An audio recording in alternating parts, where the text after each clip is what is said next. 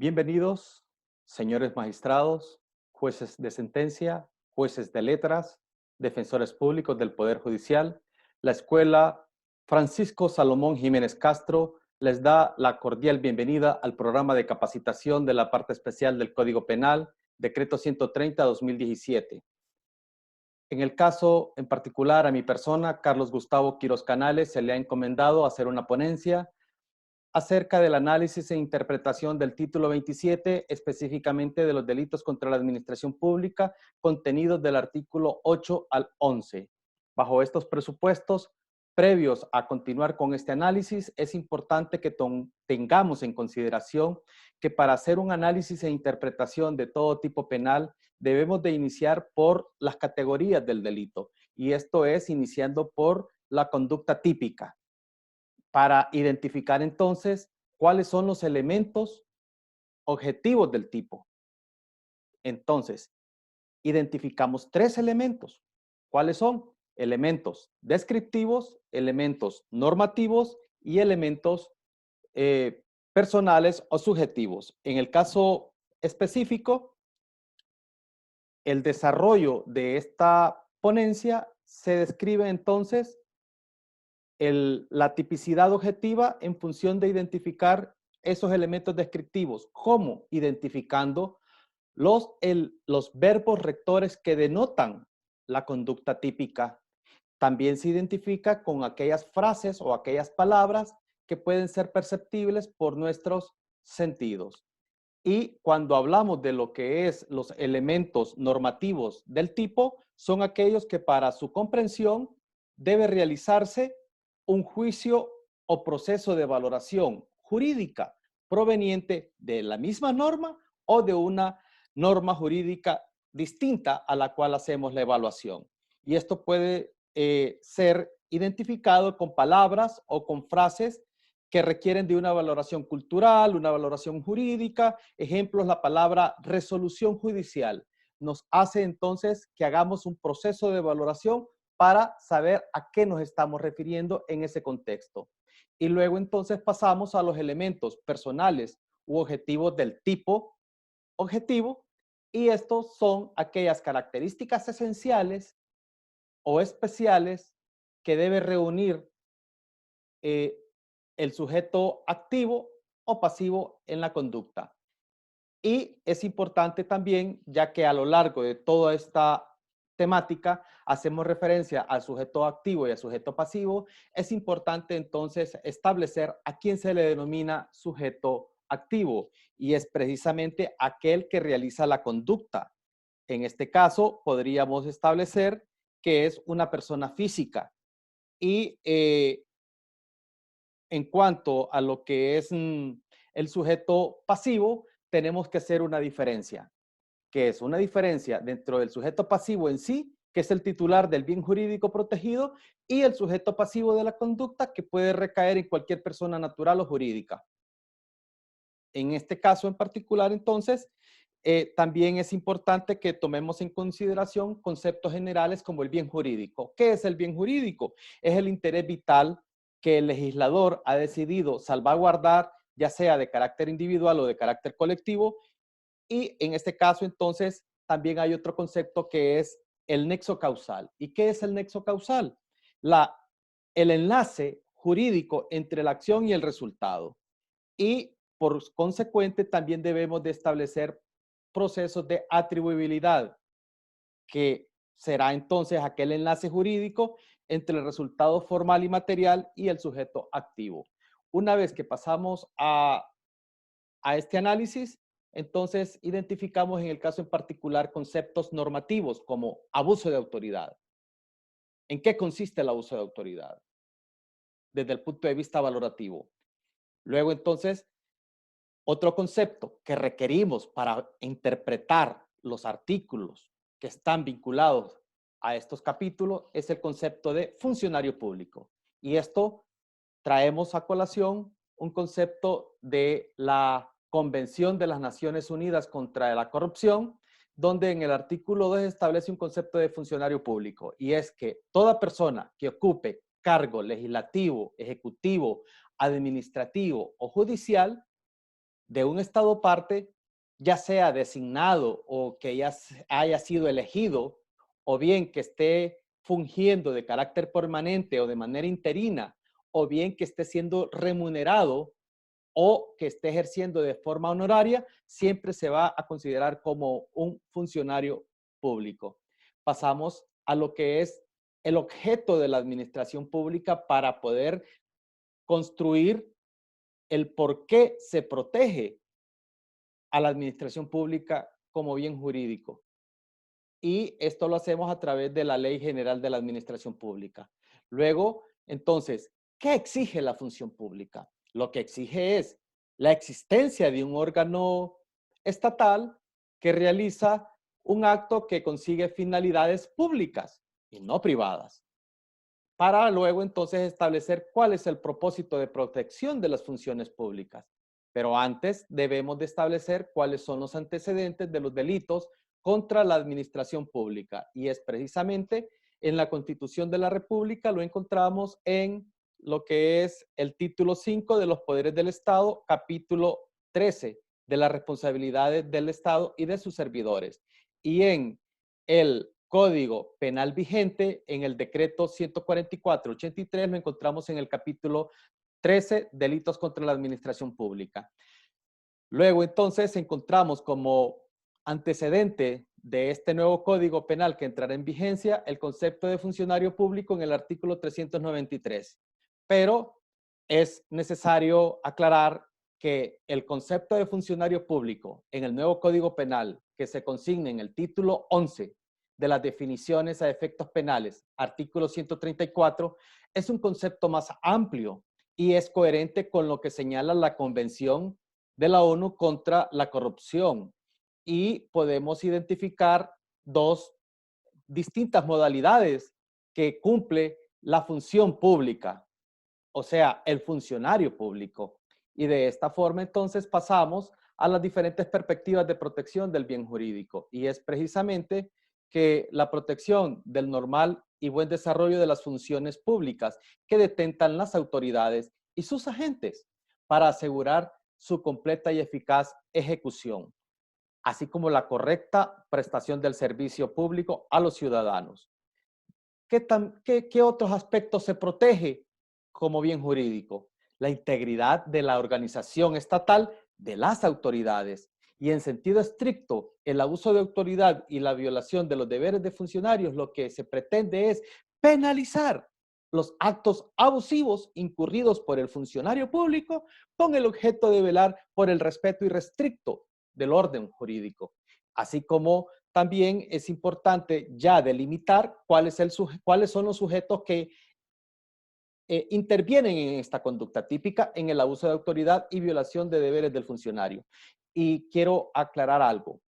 Definitivamente, como jueces, hemos venido incurriendo en error cuando en nuestras sentencias, así como los fiscales, así como los defensores, no toman en consideración que en la actualidad el 349 del Código Penal actual no hace una separación entre abuso de autoridad y violación de deberes del funcionario. Por cuanto, cuando señalamos la conducta típica, no debemos establecerlo solo en función de abuso de autoridad, sino que debe de expresarse abuso de autoridad y violación de los deberes de los funcionarios, tal cual lo estamos expresando en este momento. Entonces, ¿quiénes son sujetos activos? ¿Quiénes son sujetos pasivos? En el capítulo que estamos haciendo referencia, capítulo 8, serán sujetos activos todos aquellos que ostenten la condición de funcionario público o el cargo de autoridad pública. Y en este caso, sujetos pasivos en los delitos contra la administración pública será la administración pública en general. Y en sentido estricto, ya podemos establecer que los sujetos pasivos de la conducta de abuso de autoridad y violación de deberes de los funcionarios puede recaer sobre cualquier persona natural o jurídica. Y en sentido estricto, aún más, se puede establecer un concepto más básico y será que se considera sujeto pasivo aquellos que sufren la arbitrariedad del funcionario público, es decir, aquellos que sufren las consecuencias del abuso de autoridad. Y antes que pasemos a lo que es la tipicidad objetiva en el abuso de autoridad, es importante entonces que tomemos en consideración que la base de la conducta de abuso de autoridad en diferentes legislaciones y de Europa y América Latina, el acto arbitrario que causa perjuicio a alguien. Y por otra parte, es el ordenar un acto arbitrario por ese funcionario público que causa perjuicio a alguien.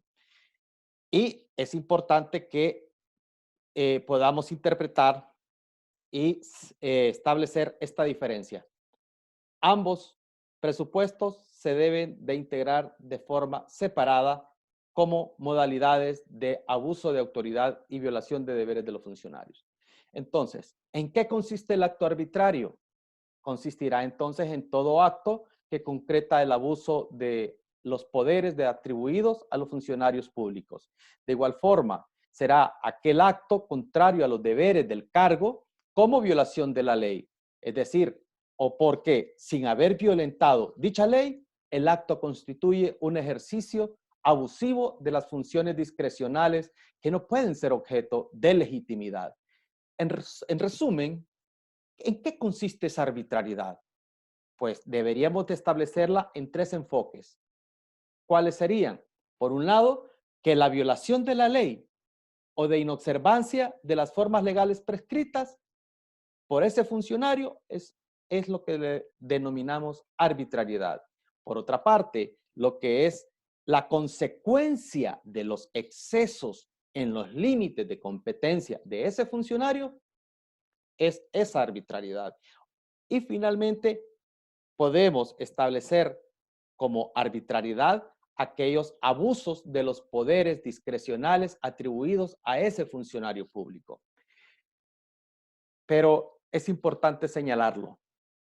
Estas dos modalidades que hemos expresado en este análisis no se encuentran contempladas en ninguno de los 4 numerales que determinan la conducta típica de abuso de autoridad y violación de los deberes de los funcionarios. A nuestro criterio, con ello se ha dejado un enorme vacío que deja en evidencia el retroceso legislativo en la lucha contra la corrupción. De igual forma, en ese caso se ha modificado la pena de prisión de 3 a 6 años y una condena por el doble de la reclusión a pasar a una pena, de inhabilitación especial de 3 a 6 años. Y algunos ya manifiestan que esa modalidad ya cambió y pasó a ser esa inhabilitación especial de 4 a 8 años como pena principal. Pero se excluye entonces lo que es la pena de prisión para los delitos de abuso de autoridad, dejando un mal precedente. En este caso, pasamos entonces a analizar individualmente cada uno de los numerales contemplados en el artículo 499. Y es que el artículo que señala el numeral 1 dice que en este caso en particular la negación se refiere al funcionario que de manera abierta niegue la prestación de sus servicios o esa debida colaboración para establecer o dar cumplimiento a resoluciones judiciales, decisiones u órdenes de la autoridad competente. En ambos casos, deben de estar revestidos por las formalidades legales correspondientes. Hemos puesto a disposición de ustedes lo que señala el artículo 349 de lo que es el numeral 1, donde dice, se niegue a dar el debido cumplimiento a órdenes, sentencias, providencias, resoluciones, acuerdos o decretos dictados por autoridades judiciales o administrativas dentro de los límites de sus respectivas competencias. De hecho, está más amplio en el numeral 1 del artículo 349 que en el numeral 1 del 499. Y dejamos esta frase importante. El abuso de autoridad siempre será una manifestación de corrupción dentro del sistema de la administración pública. Tipicidad objetiva en el abuso de autoridad, según el numeral 1, establece una excepción a la regla general. Y es que no se incurrirá en responsabilidad penal el funcionario público que no dé cumplimiento de un mandato u orden de autoridad cuando ésta constituya una infracción clara, manifiesta y terminante de cualquier manifestación legal. Y eso tiene una base constitucional. Según el artículo 321, los servidores del Estado no tienen más facultades que las que expresamente le confiere la ley. Y el 323, que los funcionarios son depositarios de la autoridad, por cuanto son responsables legalmente por su conducta oficial. Ningún funcionario o empleado está obligado a cumplir órdenes ilegales que impliquen la comisión de delitos. Bajo estos presupuestos, seguimos analizando el artículo 499, nada más que en este caso es en el numeral 2. Y establece 3 verbos rectores: omitir, rehusar, retardar cualquier acto propio de las funciones que desempeña. Las consecuencias jurídicas o penas se agravarán en este caso cuando esas tareas se refieran al cumplimiento inmediato de aspectos como la administración de justicia, el orden público, la educación y la salud pública. Y esto hace entonces que se incremente la pena de inhabilitación especial en 1/3 de los contemplados para los distintos numerales. Bien, ponemos a su disposición el numeral 2 del artículo 349, que lo que hace es establecer que en este caso en particular, el artículo 2 no tiene ninguna vinculación, el numeral 2 del artículo 499 no tiene ninguna vinculación con lo que es el numeral 2 del artículo 349. Y en este caso, el numeral 2 del artículo 499 es el numeral 3 del artículo 349 del Código Penal actual. Entonces, con la diferencia que este se encuentra redactado de forma más clara, porque cuando este dice cualquier acto propio de la función que desempeña, el 349, numeral 3, dice algún acto que deba ejecutar de conformidad con los deberes de su cargo. Entonces, la frase cualquier acto propio de funciones es una frase bien ambigua, difusa, pero esto lo delimita el artículo 321 y 323 de la Constitución de la República, que es la génesis de las facultades, deberes y obligaciones de los funcionarios. Pasamos entonces a expresar gráficamente estas dos modalidades del numeral 2, tanto del artículo 499 como el numeral 2 del 349. Y es lo que estábamos señalando y nos permitimos hacer esta lectura. En el numeral 2 del 349 dice: dicte, ejecute órdenes, sentencias, providencias, resoluciones, acuerdos o decretos contrarios a la Constitución de la República o a las leyes. Puntos suspensivos. Y en el numeral 2 del 499 lo que dice es quien indebidamente omite, rehúsa o retarde cualquier acto propio de las funciones que desempeña. Con esta gráfica lo que hemos permitido es que se identifique que es la misma redacción del numeral 3 en el numeral 2 del código que va a entrar en vigencia. ¿Qué concluimos con esto? Lo que ya habíamos establecido, que se han excluido en los 4 numerales del artículo 499 el dictar o ejecutar órdenes contrarias a la Constitución de la República o a las leyes. Y esto lo que constituye esta frase es precisamente lo que se enmarcan las extralimitaciones, los actos abusivos o arbitrarios contenidos en el numeral 2 del 349 con modalidad de conducta típica de abuso de autoridad. Pasamos al numeral 3, del artículo 499, y es que el funcionario público que requerido por autoridad competente no presta la debida cooperación para la administración de justicia u otros servicios públicos, entonces será tipificado como abuso de autoridad y violación de los deberes de los funcionarios. En este caso, confróntese el artículo 349, numeral 4, que es idéntico, y hemos resaltado el 412, numeral 1 del Código Penal de España, que es una copia de lo que es el 449, numeral 3, es una copia del 412, numeral 1 del Código Penal de España.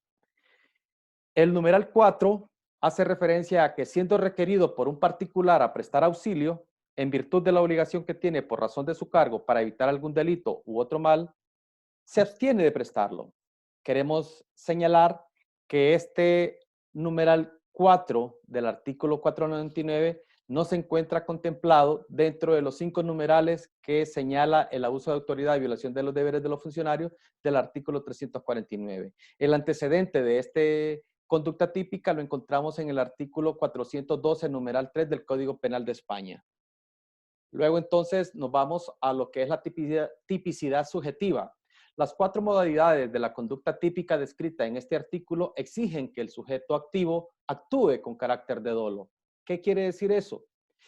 Que cuando se nos presente un caso ante nuestros tribunales o cuando ante el defensor se le presente una persona que lo requiera y que lo estén acusando por una situación de esta naturaleza e identificamos que esas acciones en las cuales incurrió este sujeto, quien se le acusa de abuso de autoridad, violación de los deberes de los funcionarios, fue consecuente con haber superado el riesgo permitido, es decir, porque violentó las normas del debido cuidado y no actuó con las condiciones de previsibilidad necesarias, entonces, si identificamos que su conducta típica es más en consecuencia con una condición de carácter imprudente, esta modalidad entonces no se encuentra tipificado como delito, por cuanto debe de ser sujeto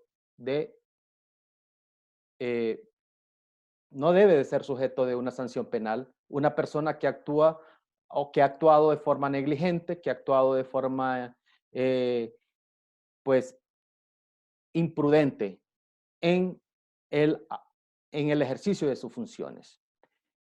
Bien, para que concurra el dolo en el numeral 1 se requiere que el sujeto activo, es decir, el funcionario público, conozca la resolución judicial o decisión u orden de autoridad.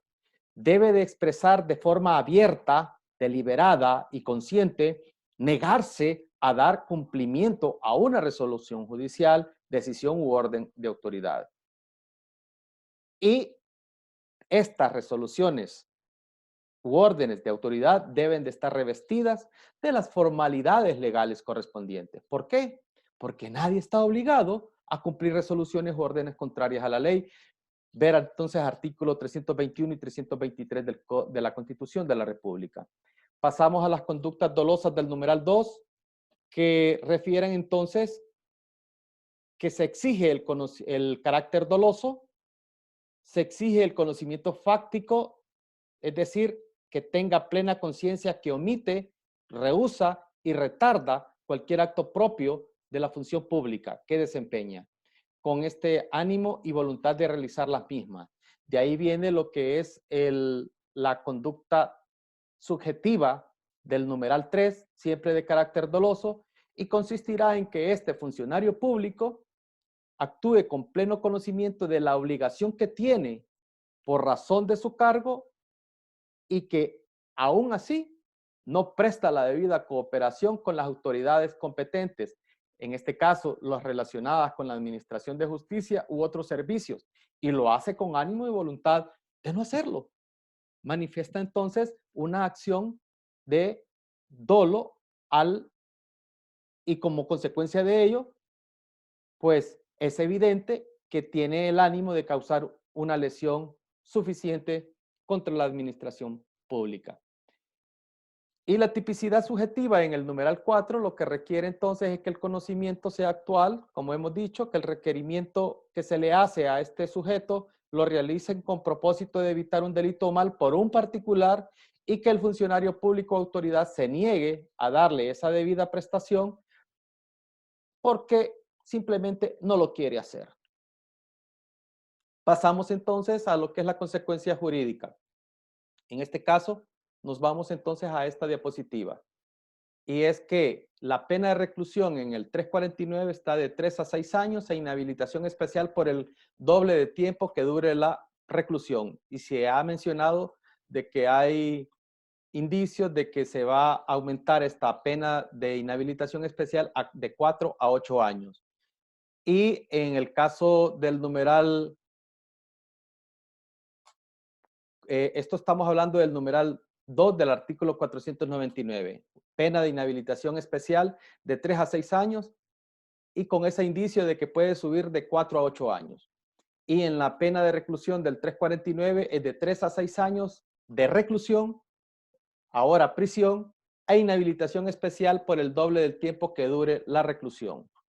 Identificamos entonces que el único agravante que existe es la que está consignada en el numeral 2 y lo que hace es un aumento de 1/3 porque este funcionario público no ha prestado esa cooperación con respecto a la administración de justicia, a aquellos presupuestos de salud pública o situaciones que tengan que ver con el orden público.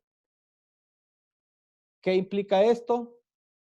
Que para efectos de política criminal es un mal precedente que un funcionario público considere que solo va a ser inhabilitado de forma específica por el cargo o ejercicio de una función pública y que no va a tener ninguna consecuencia de privación de libertad a la hora de confrontar o someterse a una situación que tenga que ver con delitos contra la administración pública, específicamente en los delitos de abuso de autoridad y violación de los deberes de los funcionarios. Bien, pero es importante aclararlo que aun y cuando existe ese vacío en, en el delito de abuso de autoridad y violación de los deberes de los funcionarios, hemos identificado el delito de que refiere a dictar resoluciones arbitrarias cometido por funcionarios públicos, nada más que lo restringe a asuntos administrativos. Y esto se encuentra en los delitos siempre contra la administración pública en el capítulo 7, artículo 498, que refiere al prevaricato administrativo. Y lo que hace es que señala que aquel funcionario o empleado público que a sabiendas de su injusticia dicte resoluciones arbitrarias en asunto administrativo debe ser castigado con la pena de inhabilitación especial para el cargo de 5 a 10 años. Y lo que admite también es una conducta típica de carácter imprudente en el segundo párrafo. Entonces, el prevaricato administrativo no es una novedad como figura en el Código Penal. Se encontraba explícito en el artículo 380 del Código Penal numeral 3 de los conceptos de prevaricación. Lo que pasa es que esta prevaricación estaba entonces, de acuerdo a lo que hemos estudiado, esa prevaricación era restringida a funcionarios públicos en el ámbito de la administración pública. Es decir, solo los funcionarios públicos administrativos podían incurrir en esta conducta. Pero con el actual código, con el código que entrará en vigencia, el código penal que entrará en vigencia, perdón, la concurrencia de los sujetos activos ya no se restringe a funcionarios administrativos o jueces en particular, como la conducta de prevaricato, sino que serán sujetos activos aquel funcionario público que dicte resoluciones arbitrarias en el área administrativa o dentro de los asuntos administrativos. Entonces, La tipicidad objetiva hace referencia a actos o resoluciones arbitrarios, por un lado, con conocimiento de su carácter injusto. Como tercer presupuesto, no hace ninguna diferencia o no delimita a qué resoluciones judiciales se refiere el 498. Solo dice resoluciones arbitrarias en asuntos administrativos. Puede ser cualquier tipo de resolución en ese ámbito o que vayan a atentar contra el orden jurídico en el ámbito administrativo. Y la tipicidad subjetiva en el primer párrafo es de carácter doloso, mientras que en el segundo párrafo del 498 es de carácter imprudente. Cerramos este capítulo con el artículo 500 de anticipación y prolongación y abandono de funciones. Establecemos ahí los diferentes conceptos generales porque es importante identificar cuándo estamos frente a una anticipación de funciones públicas, en qué consiste la prolongación de funciones y cuándo estamos presentes frente a un abandono de función pública. Bien jurídico protegido es el mismo para todo el título en general contra la administración pública. Y los sujetos activos en la anticipación de funciones públicas, es importante que tomemos en consideración que el sujeto activo en la primera modalidad de anticipación de funciones públicas no ha adquirido la condición de representante de la administración pública al no haber accedido a la condición de funcionario público. Pero ya en la modalidad siguiente de anticipación, sí se requiere que sea funcionario público el que ponga nombre o de las condiciones para que el sujeto pueda tomar posesión de un cargo sin reunir los requisitos legales correspondientes. Bien, entonces no hay ningún problema con los sujetos activos. Sabemos que los sujetos pasivos en esta modalidad siempre será la administración pública y la tipicidad objetiva en estos ya hemos consignado. El antecedente de esta anticipación de funciones se encuentra en el artículo 350. Este artículo es importante mencionarlo, es más claro, es más preciso como conducta típica y señala precisamente que se va a dar la conducta cuando este sujeto que ha sido nombrado como funcionario público tome o se anticipe al ejercicio de su cargo sin haber declarado, sin haber hecho la declaración jurada y sin haber establecido cuáles son los bienes que tiene previo a tomar posesión del cargo ante la ley orgánica del Tribunal Superior de Cuentas. En sí, eso es lo que señala el artículo 350 del Código Penal actual. Y el Código Penal que entrará en vigencia, artículo 500, ahí están entonces establecidos los verbos con los cuales se identifica la conducta típica. Y es comenzar a desempeñar un cargo o empleo público, sin que concurran los requisitos legales correspondientes. Ejemplo, no prestar el juramento o promesa o fianza que se requieren algunos cargos de orden público.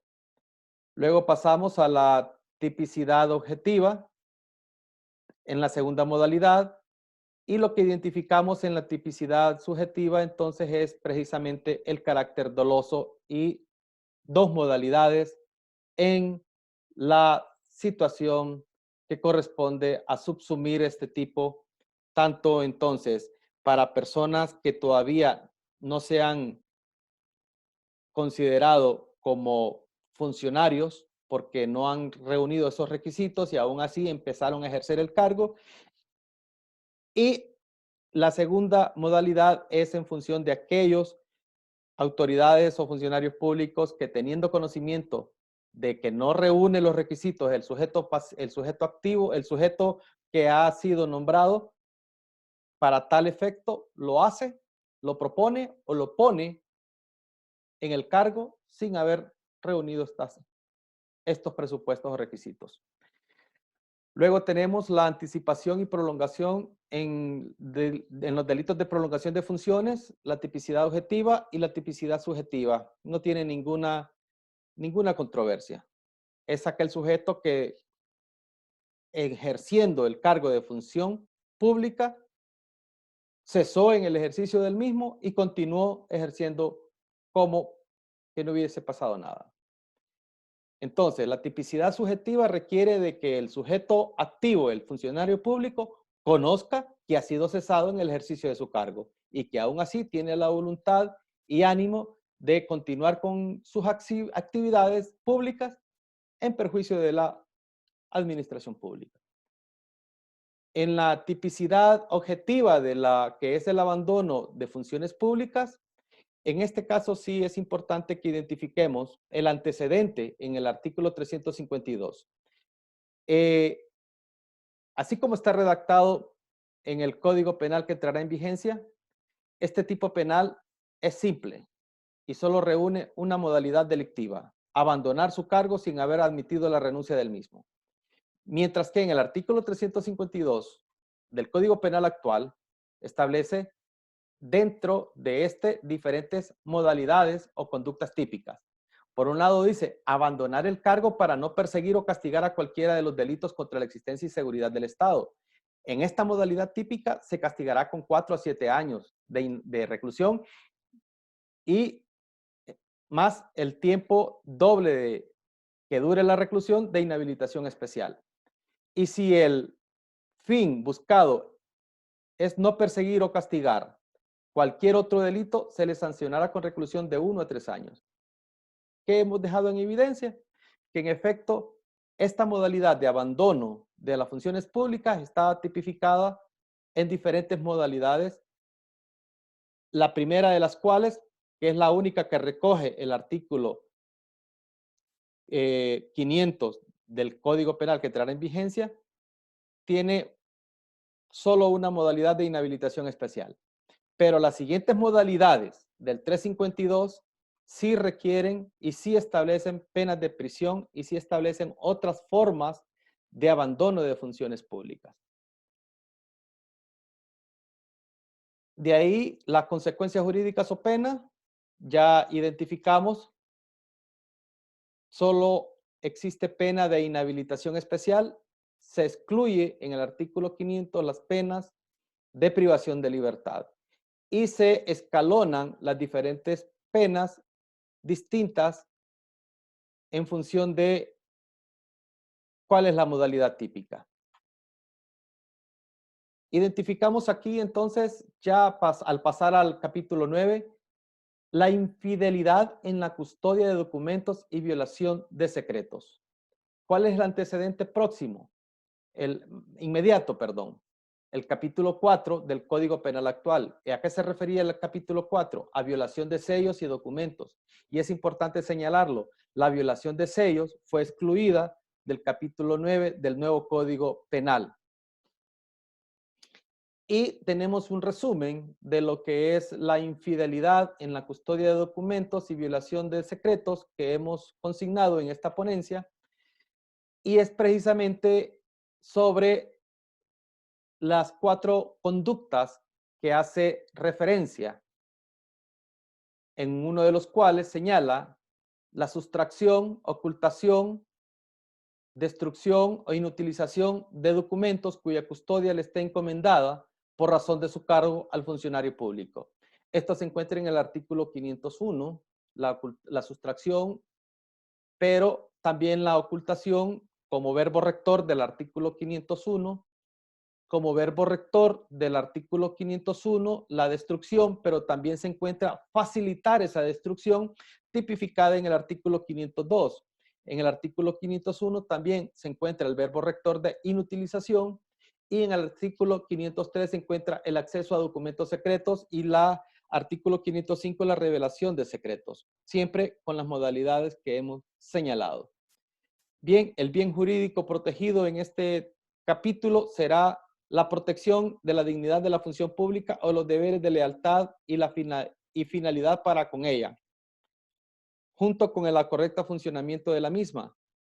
Entendemos entonces que el bien jurídico protegido en general es la administración pública, pero debemos de comprenderla en su organización interna y en su realización con los ciudadanos. Luego pasamos a los sujetos activos y sujetos pasivos. Son funcionarios públicos únicamente aquellos que pueden incurrir en la conducta típica de esta naturaleza de las cuales estamos señalando. Y los sujetos pasivos será siempre la administración pública y como sujeto pasivo de la conducta, cualquier persona natural o jurídica. En la tipicidad objetiva ya hemos dicho que esos 4 verbos rectores son los esenciales y principales que debemos de interpretar, debemos de conceptualizar para poder diferenciar cada una de las acciones que se refiere el código. Y el antecedente inmediato de este artículo es el artículo 358-A, que dice: quien sustraiga, oculte, destruya o inutilice registros o documentos confiados a la custodia de un funcionario público o de otra persona, etcétera, etcétera. Bien. Diferencia es que acá en el 358-A se refería a cualquier persona. En el 500 hace referencia en sentido estricto a funcionarios públicos como sujetos activos. La tipicidad subjetiva es de carácter dolosa. El funcionario público debe actuar con ánimo de sustraer, de ocultar, de destruir, de inutilizar los documentos cuya custodia le está encomendada por razón de su cargo y por ende quiere realizar las acciones que se proponen. En este caso, el dolo del funcionario público debe recaer o abarcar el alcance de la acción como la naturaleza de los documentos que constituye su objeto. La penalidad en este caso es 3 modalidades: privación de libertad de 2 a 4 años, pena de carácter patrimonial, multa de 200 a 400 días e inhabilitación especial por el tiempo de 5 a 10 años. Es evidente que esta sustracción, destrucción, ocultación o inutilización de documentos es más grave que el abuso y violación de los deberes de funcionarios. El artículo 503 de acceso a documentos. Es importante establecer cuáles son los conceptos generales para poder identificar y valorar en sí hacia dónde se dirige esta conducta típica. ¿Cuál es el bien jurídico protegido? Ya hemos hecho referencia al mismo. ¿Cuáles son los sujetos activos? Siempre serán los sujetos, los funcionarios o autoridades públicas, y los sujetos pasivos siempre será la administración pública y como pasivo de la conducta cualquier persona natural o jurídica. Pasar entonces a la tipicidad objetiva. ¿Qué requiere? 3 presupuestos. Que esa conducta típica, el funcionario público, no comprendiéndose en el artículo anterior, es decir, hace un reenvío al 502. Y lo que exige es que ese funcionario público tenga conocimiento de que está realizando las acciones de acceder a documentos sin autorización correspondiente. Y el otro presupuesto que hace referencia es que accede a estos documentos o permite acceder a estos documentos secretos cuya custodia le esté confiada por razón de su cargo. Entonces, tipicidad subjetiva, ¿en qué consistirá? En que ese funcionario público tiene conocimiento de que el secreto de los hechos que revela. La acción deberá realizarse de forma consciente y deliberada con ánimo y voluntad de realizar la misma. Es importante también que comprendamos que ese conocimiento de los hechos que revela deberán ser o derivarse en razón de su cargo. Entonces, ¿qué pasa si no tiene conocimiento de que los hechos que revela lo hace en función de su cargo? O sea, que no los ha adquirido siendo funcionario público. Los hechos que revela no son en función de su cargo. Ahí entonces es una pregunta para discutirla. Las penas solo establece 2 mecanismos: de multa y de inhabilitación especial para el empleo o cargo, de 5 a 10 años, y la otra multa es de 200 a 400 días. La responsabilidad de los particulares en el artículo 504 tiene un antecedente y está en el 360 del Código Penal actual. Y hace referencia a que el bien jurídico protegido siempre será el funcionamiento el correcto funcionamiento de la función pública y la correcta prestación del servicio público a los ciudadanos. Sujeto activo, en este caso, cambia porque ya no se exige que sea funcionario público, sino que se exige que sea particular. Pero este particular requiere de unas cualidades especiales. ¿Cuáles son? Que haya sido encargado accidentalmente del despacho o custodia de documentos por comisión del gobierno o autoridad de funcionarios públicos. En otras palabras, aunque sea un particular sobre el que recae la conducta típica o que realice la conducta típica como sujeto activo, ese sujeto activo debe reunir esos requisitos indispensables. Si no tiene o no se le ha nombrado o encargado accidentalmente el despacho o custodia de documentos por comisión de gobierno, autoridad o funcionario, no puede incurrir en responsabilidad de acuerdo al artículo 504. Este artículo identificamos hace dos modalidades de reenvío. De conducta típica, reenvía al 502 y reenvía al 503. Pero en este caso es importante que la conducta es de carácter dolosa. Este tipo penal requiere, como hemos hecho énfasis, que se le hayan otorgado previamente la custodia de documentos por mandato o comisión de gobierno, que tenga conocimiento y que actúe de forma deliberada y consciente para inutilizar, destruir los medios puestos para impedir ese acceso, o consienta la destrucción o inutilización de los mismos. Las consecuencias jurídicas en este caso solo son de dos modalidades, que es la inhabilitación especial para el cargo o empleo de 5 a 10 años e incurrirá en una pena de 200 a 400 días multa. Como es evidente, no se plantea como pena privación de libertad. Y el artículo 505 es importante dentro de los parámetros de la tipicidad objetiva, identificar, como hemos expresado, los que son los elementos descriptivos del tipo, los elementos normativos, en este caso, identificar a qué se refieren con revelación de secretos, e identificar quiénes son los sujetos activos y pasivos, si requieren esto de características específicas o cualidades específicas. Y en este caso en particular, la revelación de secretos solo lo puede ejecutar una persona que sustente un cargo o carácter público por razón de su cargo y que por esto conozca secretos los cuales no deban de ser divulgados. Bien, es importante en este caso identificar que el antecedente lo tenemos en el artículo 349, decreto 144-83, pues este antecedente de revelación de secretos se encontraba consignado como una modalidad de abuso de autoridad. O sea, consideramos un avance en el nuevo Código Penal que entrará en vigencia porque ya lo califica como un delito autónomo al abuso de autoridad. Lo ha excluido de los numerales que se encontraban como abuso de autoridad y violación de deberes del funcionario. Ahí planteamos entonces cuáles son los criterios de tipicidad objetiva que hemos identificado en esta conducta típica para luego pasar a la tipicidad subjetiva. Y siempre será de carácter dolosa. Este funcionario deberá conocer el carácter secreto de los hechos que revela, las acciones que debe realizar de forma consciente y deliberada en este sentido. Bien, pasamos a las consecuencias jurídicas. Revelación de secretos es de 2 a 4 años de prisión y de inhabilitación especial de empleo o cargo público. ¿Qué identificamos? Siempre será más grave que el delito de abuso de autoridad y violación de deberes del funcionario, pues lleva consigo una pena de prisión, de privación de libertad. Pasamos al artículo 10, usurpación de funciones y simulación de cargos. El antecedente inmediato es el artículo 354 del Código Penal actual vigente, y lo que requiere acá es que la usurpación de funciones, nos hemos permitido expresar un concepto de Muñoz Conde, y el bien jurídico siempre es la administración pública.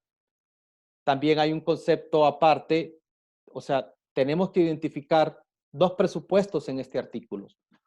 Por un lado, la usurpación de funciones y por otro lado, la simulación de cargos dentro del mismo artículo 507. Y identifiquemos también quiénes son los sujetos activos, porque son diferentes a la usurpación de funciones en el código actual. ¿Por qué? Porque el sujeto activo puede ser cualquier persona, en virtud de que no se exige cualidades y características especiales para realizar la conducta típica. En el 354 exigía que fuera funcionario público quien usurpare funciones. La sujeto pasivo ya hemos identificado cuáles y quiénes son. La tipicidad objetiva, en efecto, es ejercer actos propios de un funcionario o autoridad pública atribuyéndose carácter oficial sin autorización legal correspondiente. La tipicidad subjetiva, entonces, será recaída en cualquier sujeto que actúe con dolo, que actúe de forma intencionada, manifiesta, de querer realizar actos propios de una función pública sin estar autorizados para tal efecto y los realiza. Y por otra parte, identificamos entonces que el artículo 354 exigía para ser sujeto activo de esta conducta que el mismo fuera funcionario o empleado público. En este caso, va a ser cualquier persona. En el en el Código Penal que entrará en vigencia será cualquier persona. Las consecuencias jurídicas, hemos señalado entonces una pena de prisión de 6 meses a 2 años y otra pena de carácter patrimonial de 100 a 200 días. Hacemos un análisis comparativo entre el artículo 507 y el artículo 471 del nuevo Código Penal. El 507 hace referencia a la usurpación de funciones y simulación de cargos por particular. El 471 es usurpación de funciones públicas. Identificamos entonces que no existe mucha diferencia en el contenido del artículo, pues son similares. Y lo que difieren entonces es en el artículo 471, es que se encuentra enmarcado dentro de los delitos contra la fe pública y hacen referencia a esa usurpación de funciones públicas con respecto a las falsedades personales, porque se encuentran en el capítulo de falsedades personales. Mientras que en el segundo pertenece al título contra la administración pública y en un capítulo específico de usurpación de funciones. Luego entonces tenemos lo que es una diferencia en cuanto a la pena. En el artículo 507 se establece una sanción de prisión de 6 meses a 2 años y una multa de 100 a 200 días, mientras que en el 471 solo se impone una pena más grave de prisión de 1 a 4 años. Y pasamos a las disposiciones comunes. En este caso, es importante señalar que por primera vez se plantean la punición de los actos preparatorios en los delitos contra la administración pública, siempre que se trate de conspirar, proponer o provocar aquellas acciones que vayan o atenten contra la administración pública. En este caso, lo que hace el legislador es, si se identifica o se declara culpable por acto preparatorio en cualquiera de estas modalidades, lo que se hace es que se reduce a 1/3 las penas que corresponden a los delitos anteriores relativos a este capítulo. Y en este caso particular, el 510 también es una novedad del Código Penal que entra en vigencia porque hace referencia a la colaboración eficaz con las autoridades en los delitos contra la administración pública. Y lo que se pretende entonces es establecer de manera más efectiva la persecución de estos delitos para prevenir la comisión de estos contra la administración pública y requiere de 3 presupuestos que se encuentran aquí señalados y lo que hace entonces el sujeto que es declarado culpable bajo esta modalidad y que colabora de forma eficaz, lo que se le hará es una rebaja de 2/3 de la pena a la cual se le haya atribuido en cualquiera de las modalidades de los delitos contra la administración pública. Y finalmente tenemos entonces lo que era la responsabilidad penal de las personas jurídicas que realmente han sido excluidas de lo que es el Código Penal, aun y cuando la Corte Suprema, hay que aclarar, en su momento solicitó que a la pena, al delito de abuso de autoridad y violación de los deberes de los funcionarios, no se les, no se les modificara la pena. que dejaran siempre una pena de 3 a 6 años de prisión. Pero no se hizo énfasis en esa modalidad de dictar o ejecutar órdenes de carácter arbitrario. Y también se solicitó por la Corte Suprema de Justicia que no se derogaran esos 32 artículos que están relacionados con la responsabilidad de las personas jurídicas. Es importante señalar también que en el delito de abuso de autoridad quedó prácticamente solo conductas que están vinculadas con la violación de los deberes de los funcionarios y son de carácter omitivas, es decir, se incurre por omisión o por comisión por omisión, a excepción del artículo, del numeral 2 del artículo 499 sobre la conducta de retardo que requiere de comisión por acción. Bien, es importante que tomemos en consideración lo siguiente. Definitivamente, una vez que entre en vigencia este código penal, entrará entonces también una dinámica y un dilema para todos los que somos operadores, que estamos dentro de la Administración de Justicia. Y es que al omitirse de una de las conductas típicas de abuso de autoridad, dictar o ejecutar órdenes contrarias a la Constitución o al ordenamiento jurídico, definitivamente se excluye más del 90% de los delitos de abuso de autoridad y violación de los deberes de los funcionarios, de acuerdo a las estadísticas que tiene la Fiscalía contra la Corrupción.